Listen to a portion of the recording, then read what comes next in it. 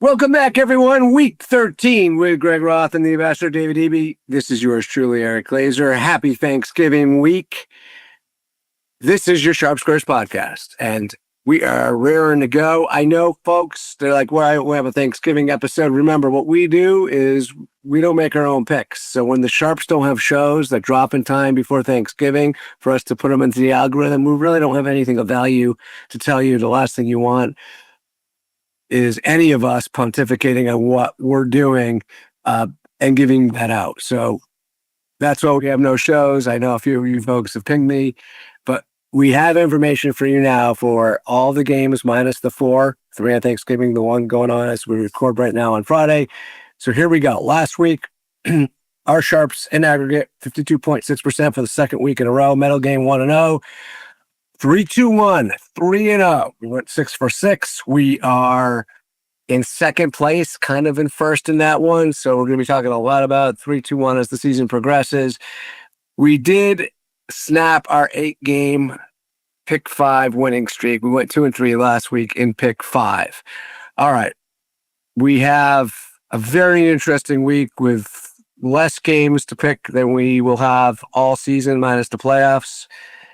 So let's get ready to go and to provide you all that information in a segment we call Gold, Silver, Bronze. Is everyone's favorite turkey and fellow degenerate, the Greg Roth.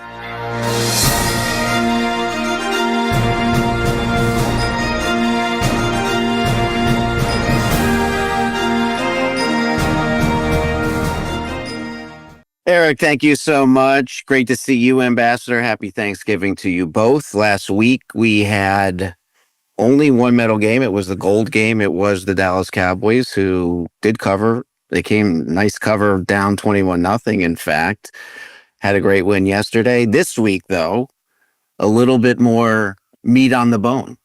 5 medal games. I did, by the way, get a personal call from one of our listeners thanking us for that Cowboys pick last week. I mean, it's the Sharps that did it, but thanking us. Maybe we should be. That is very nice, but we're not going to give out your number for the audience to comment. Right. No. Yeah. I do sometimes abuse that number on Sundays as well, and other days, actually. But the guy that called me, I should block him, actually, now that I think about it. Of the 5 medal games this week, 3 of them, guys, are gold. There's 1 silver, and there's 1 bronze game. And they're nasty. The gold games.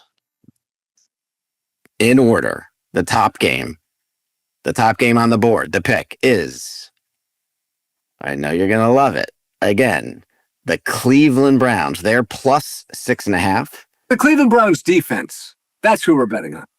They're a home dog welcoming the San Francisco 49ers. Steve Fezzik, Jeff Schwartz, Cleve TA, Rob Pizzola, Gianni the Greek all picked Cleveland.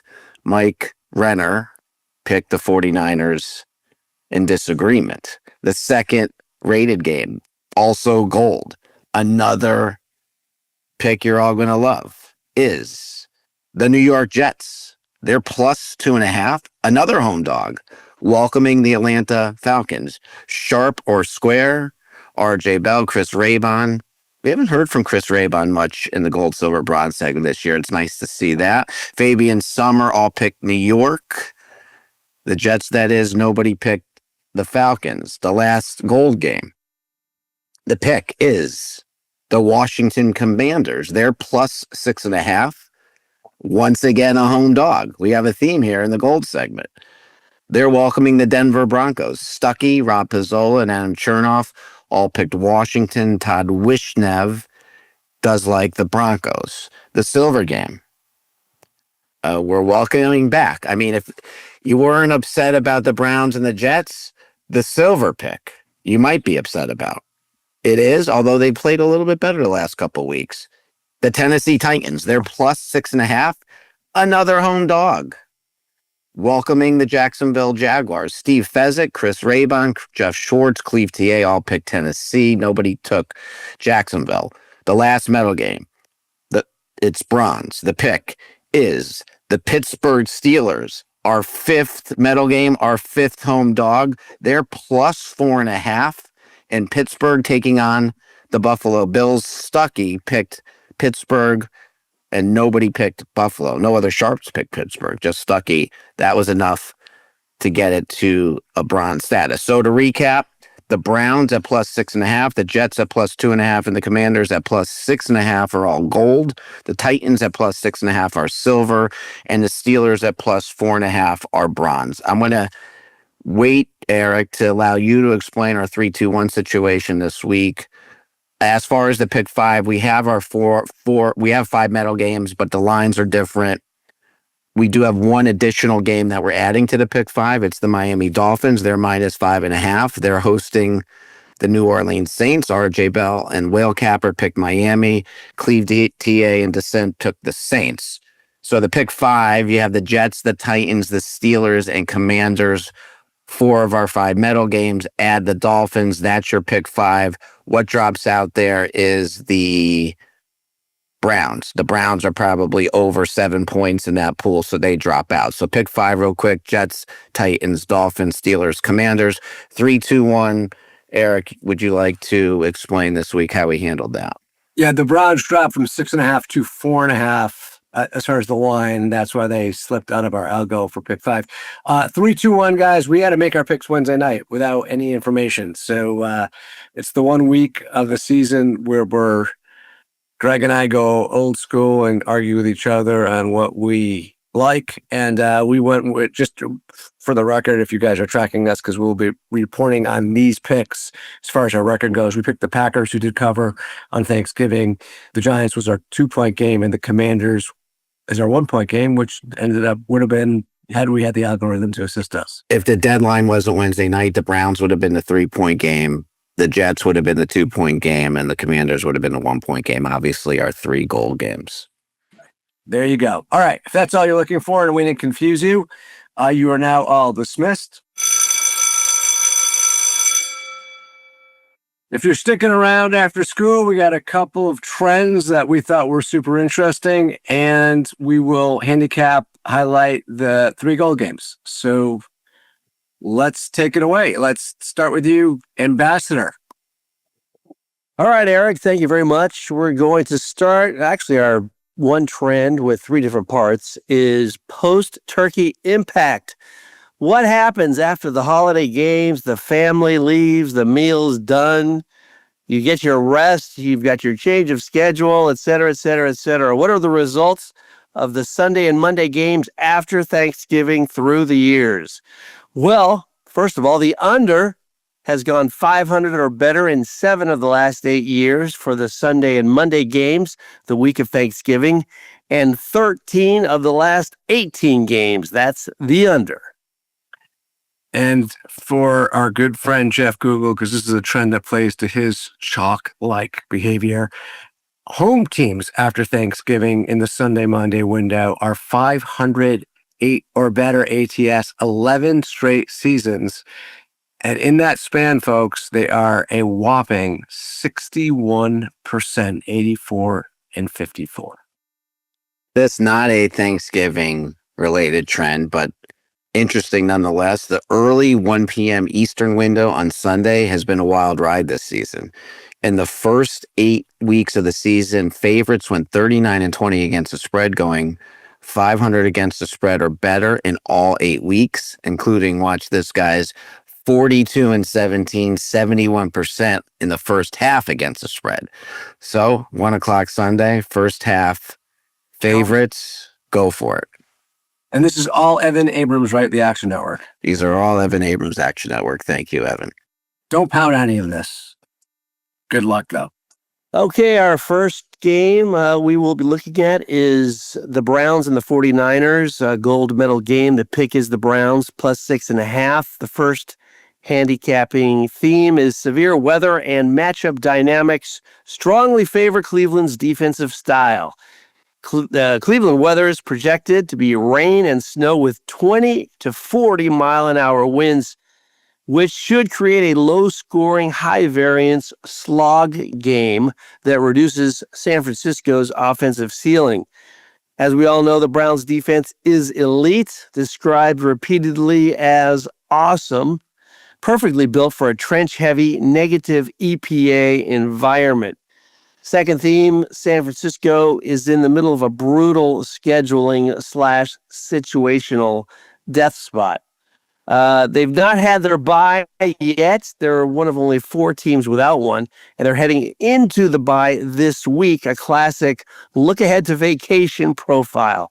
The Niners are in their 4th road game in 6 weeks, which will be compounding their fatigue, and they are playing on short rest. Played Monday night, took the long flight east, and then they've got the early Sunday kickoff in the weather in that 1 p.m. Eastern time window. Third theme, Browns' offense quietly has upgraded with Shedeur Sanders. He's produced Cleveland's 3 longest pass plays of the season in a single game, giving the Browns an actual explosive threat for the first time this year. Stefanski's able to scheme effectively around limitations, raising Cleveland's offensive floor in a bad weather game where 1 or 2 explosives can swing the outcome. And the fourth theme, offensive concerns for San Francisco, turnovers plus weather exposure. Why am I forgetting Purdy's first name? Brock Purdy. He's coming off a 3-interception first half last week. The 49ers are expected to shift towards conservative, McCaffrey-centric run scripts. Shortening the game. Christian. Thank you, Greg. Shortening the game and limiting total points. Greg's name is printed there. That's You can call me Christian. 49ers injuries reduce explosiveness, requiring Brock Purdy to be efficient in a game where efficiency is least attainable because of the wind, rain, and snow. Timestamps on this game, even money 1945, forward progress 2731, GM shuffle 4934, dream preview 2254, and pushing the pile with dissent at 3829. Hopefully the Browns perform better than EB just did in those handicapping highlights. Second goal games, the Jets plus 2.5 versus the Falcons. Handicapping thing number 1, Falcons offense is depleted and cannot sustain drives. Atlanta's offense is missing key playmakers, including the likely absence of number 1 receiver Drake London. Falcons offense is unreliable outdoors against a strong pass defense, a matchup downgrade at New York. Multiple sharps cited an inability to stretch the field or create explosive plays due to personnel losses. Second handicapping theme, the Jets' defensive front has a dominant matchup edge. Atlanta's run-first identity is going to be neutralized by an elite New York Jet front 7, forcing Kirk Cousins into mistake-prone passing situations. Third handicapping thing, Tyrod Taylor raises the Jets' offensive floor. Taylor's mobility provides stability and reduces negative plays, improving the Jets' offensive baseline in a low-scoring environment. Taylor played better last week, according to our sharps, than, quote, most Justin Field games this year, implying functional competence relative to the matchup. Functional competence is something that I know we on this show are trying to achieve as well. By the way, the fact that you were able to pull off those 2 turns together is pretty functional in my opinion. The fourth handicapping theme, market has overreacted in favor of Atlanta. RJ Bell expresses shock that the line flipped 5 points, calling this a raw mispricing and a straight value play for the New York Jets. Flip 5 points, he must be referring to like maybe the preseason line. Like, has the line moved that much? I know I'm asking a question I don't know the answer to, and I'm assuming the Jets-Falcons line hasn't moved 5 points this week, but maybe it has. I honestly don't know, but we could check that. Well, either way, RJ thinks it's a straight value play on the Jets. I hope he's right, since it's our gold game. Beating the book is at 30 minutes, 20 seconds. Sorry, timestamps. That was the first one. Beating the book, 30 minutes, 26 seconds. Action Network, 17 minutes even. Dream Preview, 53 minutes and 47 seconds. Forward Progress, 34 minutes and 37 seconds. The line opened as the Falcon is a 1.5 point favorite, as now they are 2.5 points favorites. I don't know where that highlight came from, but just so the folks know, clear the air. Maybe AI failed us there. Maybe like a preseason line or the look ahead line. That's usually what RJ and the Dream Preview guys talk Yeah, about. probably the look at headline. They're always quoting that. Third and final goal game, the Commanders. And as we speak, their quarterback was just officially ruled out, but we kind of knew that. And I think the line has that built in. Commanders plus 6.5, hosting the Broncos. First theme why we want to take the Commanders. Denver's offense is overrated and structurally limited. Described as extremely limited by many of our sharps and heavily dependent on early down scripted success with a steep collapse once they are forced off script. Bo Nix has been inconsistent and specifically noted as weak versus the zone and weak versus those disguised coverages, which is a major vulnerability against the Commanders' expected defensive approach. To that point, the second area and why we're taking the Commanders, Washington's defense matchup advantages. Post-bye, Dan Quinn is taking over defensive play calling, which is expecting to be an upgrade and also entail heavier zone usage and improved schematic discipline. Ooh, how's that for two words together? Schematic discipline. Washington's defense front is specifically noted as being healthier with scheme matchups that degrade Knicks' effectiveness against those disguised looks. Third reason why we're taking the Commanders is just the market and situational edges strongly favor Washington. Denver is in a clear letdown spot after an emotional win versus Kansas City, now traveling cross country as a road favorite. Early sharp money hit Washington, confirming the initial value before a slight market correction. And finally, Washington's offense should be competent enough, even with conservative play calling, even with backup quarterback play, multiple analysis state Washington should generate enough production to stay competitive versus Denver's limited offense. In dissent, Todd Wishnub of Beating the Book, he says that Denver's pass rush is a massive mismatch versus Washington's offensive line. And to that end, you can hear more about that descending handicap from Beating the Book at 54 minutes, 29 seconds. Timestamps for the rest of the handicaps you just heard from. Forward Progress, 1 hour, 2 minutes, 3 seconds. Action Network, 20 minutes, 9 seconds. And the Dream Preview, 1 hour, 22 minutes, 35 seconds. You are welcome.